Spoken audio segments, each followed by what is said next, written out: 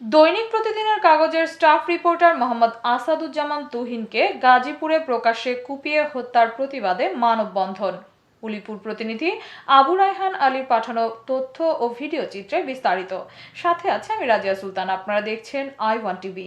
আজ রবিবার 17 August Ulipur reporters ইউনিটির আয়োজনে উলিপুর বড় মসজিদ মোড়ে দুপুর 2 ঘটিকার সময় উলিপুর রিপোর্টার্স ইউনিটির সভাপতি মমিনুল ইসলাম, সিনিয়র যুগ্ম আহ্বায়ক আবু রায়হান আলী, সদস্য সচিব আব্দুল মান্নান সহ সাংবাদিকদের উপস্থিতিতে আসাদুজ্জামান তুহিন হত্যার আসামিদের গ্রেফতার ও ফাঁসির দাবি জানিয়ে মানববন্ধন করা হয়।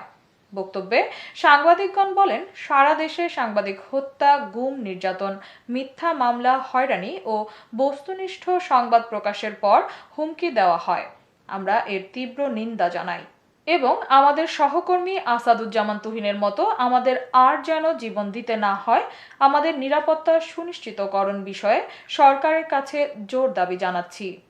উলিপুর রিপোর্টার্স ইউনিটির সিনিয়র যুগ্ম আহ্বায়ক আবু রায়হান আলী বক্তব্যে বলেন, প্রশাসনকে দৃষ্টি আকর্ষণ করছে আর কেন বিগত দিনের মতো কোন সাংবাদিকের হত্যা না হয়, কোন সাংবাদিককে বস্তুনিষ্ঠ সংবাদ প্রকাশের কারণে খুন হতে না হয় এবং জীবন দিতে না হয়।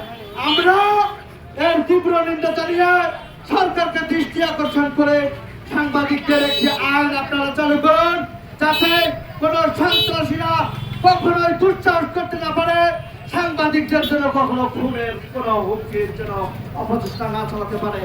আমরা এই প্রতিবাদ করছি। আজকে উলিপুর মুনাসিবির পক্ষ থেকে আমরা প্রতিবাদ জানাচ্ছি, যাতে সুরক্ষা আইন প্রণয়ন করে সাংবাদিকদের নিরাপত্তা প্রদান করা হয়। এতক্ষণ সঙ্গে থাকার জন্য ধন্যবাদ। I1 টিভি নিয়মিত আপডেট পেতে ভিজিট করুন আমাদের ওয়েবসাইট, ফেসবুক, ইনস্টাগ্রাম ও ইউটিউব চ্যানেলে।